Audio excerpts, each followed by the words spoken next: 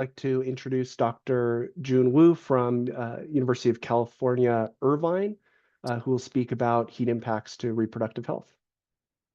Over to you.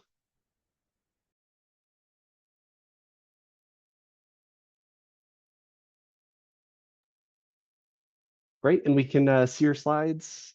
Not sure if you're muted that we can't hear you. Sorry.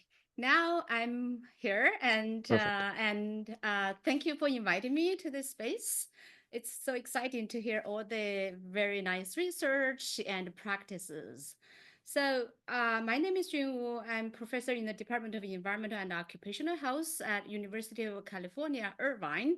I'm housed in our newly established Josie Wen School of Population and Public Health. So I really want to highlight that because we're also excited to have our own school and do exciting research and practices to protect the public health.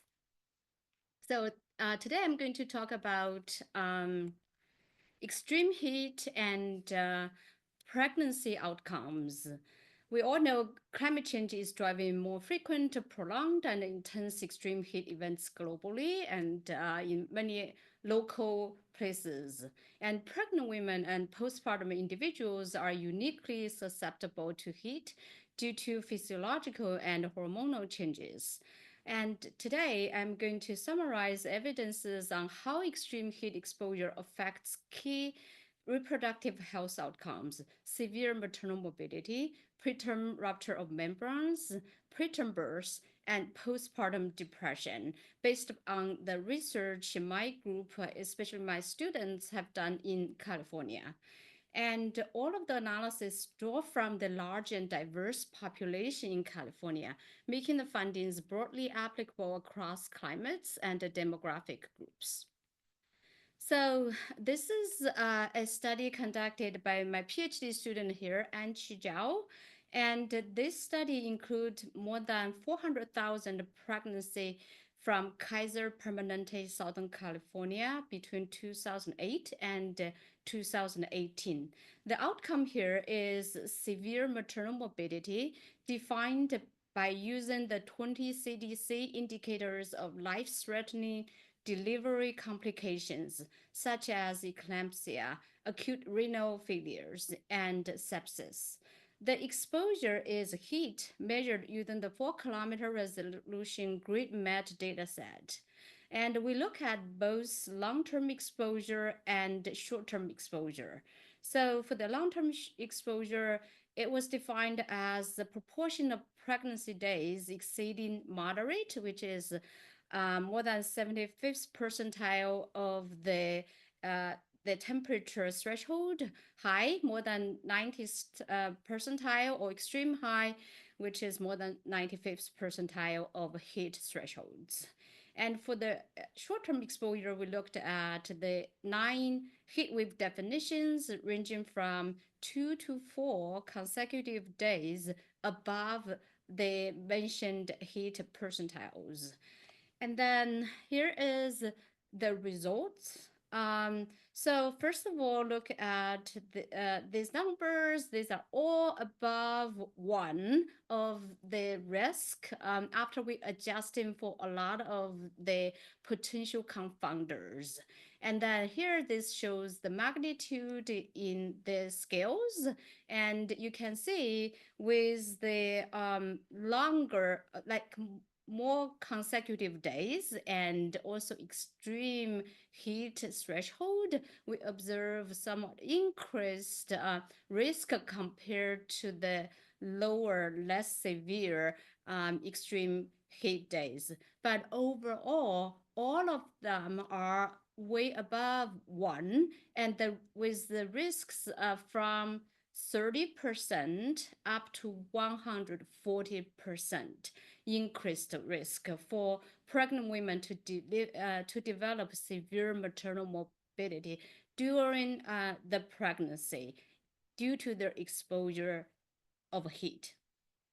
And both sustained and acute heat exposures are showed to significantly elevate the risk of life-threatening maternal complications in our study.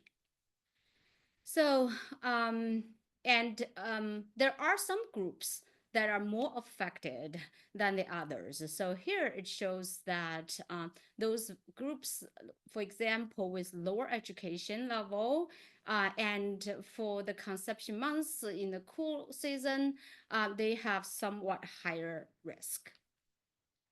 And then here, this is a study again conducted by Anchi Jiao to look at the other pregnancy outcome, which is premature rupture of membrane, which is the main cause of the preterm delivery. So here, again, we're using the Southern California Kaiser data, very large data set, and the exposure definitions are similar to what we've done before. And here is the result. So the reference line is here 1.0, and you can see uh, there are like a lot of those above the reference line indicating increased risk. And here this is overall, the red dots are overall premature rupture of membrane, and T means term premature rupture of membrane, and P here means preterm premature rupture of membrane. So all of those are, especially in the relatively moderate heat wave definitions, are above zero with increased risk.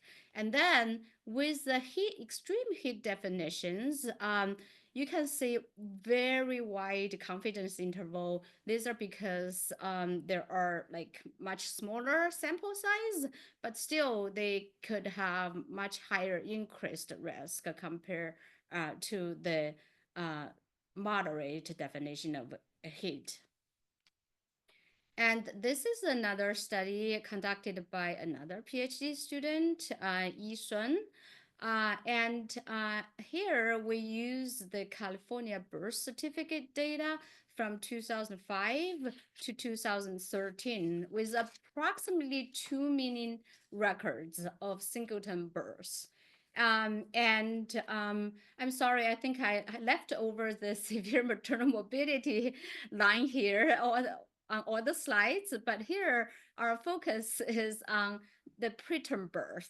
So we looked at the main outcome preterm birth within 37 weeks of gestation. And we also looked at the extreme preterm birth, very preterm birth, and relatively late preterm birth.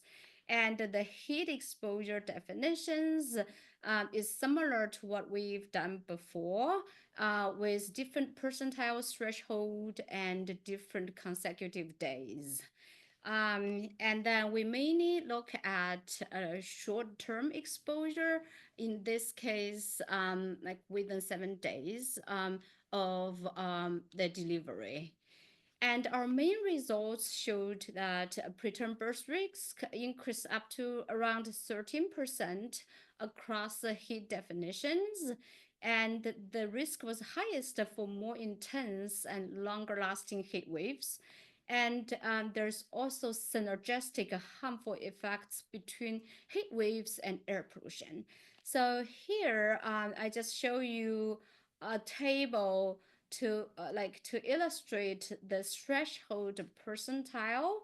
And you can see, like, put this in perspective, 75th percentile is the cut point is around 88 F.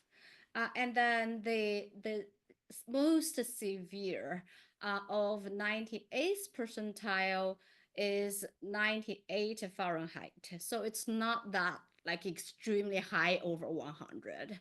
And then this, I just want to show you that there is a compounding risk of extreme heat and air pollution. So this, you don't need to know all of this, like what these numbers mean, but these numbers indicate the interaction of extreme heat and air pollution. And here NDVI inverse indicate the lack of green space.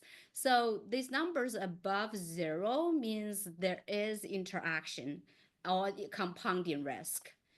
And then um, I just want to show quickly the exciting results about extreme heat and postpartum depression. So, and this shows you that pregnant women, after the delivery, if they have high heat exposure, then the risk of developing postpartum depression substantially increased. So here, we looked at different exposure metrics, and the risk increased from 4% to about 8%. And then also the risk differed by population subgroups, with African Americans, Asian population, and Hispanic population have a higher risk. And then this is the conclusion and implications. So heat exposure poses both short-term and long-term risk from pregnancy to postpartum. And the adverse impacts of a heat wave may be stronger in certain subpopulations, and also there could be compounding risk from other adverse environmental exposures added on top of the heat exposure. And there is urgent need for targeted public health interventions on pregnant women. So I'll stop. Great. Thank you so much, Dr. Wu. That was fantastic and very sobering, those statistics you showed. I would like to kind of transition to some questions. And the first question I have for you is around these public health implications. Based on this research, what would you recommend to people, especially those who work with, pregnant people? We have a lot of community health workers and nurses and clinical people on this call. So any recommendations to them on what they should do? Yeah, I think we need to aware that pregnancy is a vulnerable period and heat is a risk factor. So that is the message to the practitioners so that they can incorporate this in their practices. And they can also advise pregnant women to like mitigate their exposures during the pregnancy and also after pregnancy. Thank you. And are there any resources that are available for people to talk with pregnant patients? I guess right now I'm not a practitioner, so I don't know if there's Okay, any resources, but I think it's like a good area for development. perfect. And then I see a question in the chat from Garth at NM OSHA. What kind of measures would you recommend to protect pregnant workers in the workplace that might be different than for other workers? Uh, I think it will be similar, but pregnant women, because of their stage, like their changes in the body and also the protection to the fetus, I would think they would be more vulnerable. So they would be taking more precautions in terms of the heat exposure. Yeah, and then Shelley had a comment about cooling systems and distributing these resources out to people that are pregnant. Do you know of any initiatives that do that, that I provide don't, maybe air conditioners or I don't know. I don't think, yeah, I'm not aware of any. great? Well, I see we're pretty much at time. No more questions. So again, thank you so much for that presentation. And with that,